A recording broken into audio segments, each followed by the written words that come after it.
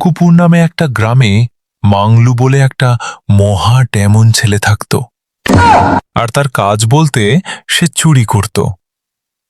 কি চুরি করত সেটা তোমরাই নিজেই দেখো।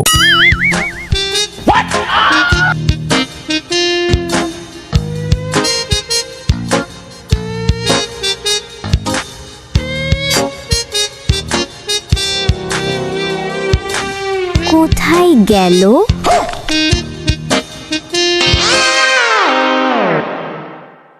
এমনি করে পেনটি চুরি কিছুদিন চলতে থাকে। একদিন রমা আর পুটি পুকুরে বাসন মাজছিল।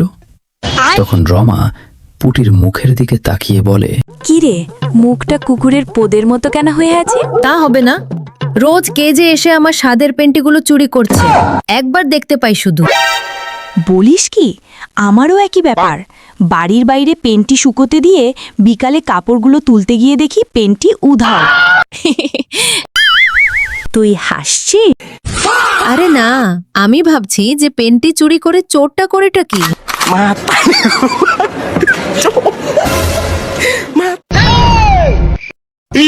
পাগল চোদনার মতো হাসছিস কেন রে রমা?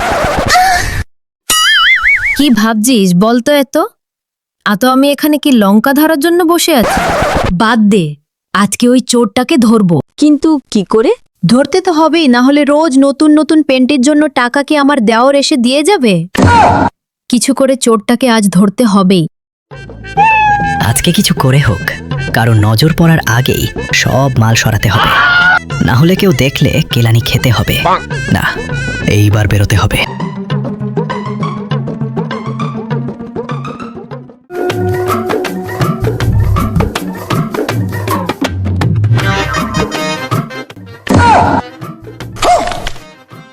কি করতে চাইছিস খুলে বলবি আমাকে?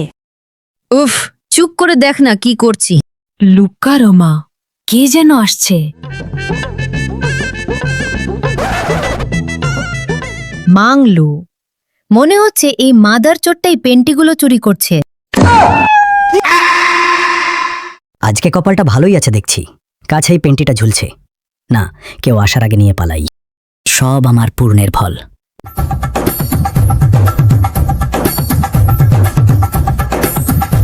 দাঁড়া, দেখাচ্ছি মজা। সাপ! চুপ রে মাগি।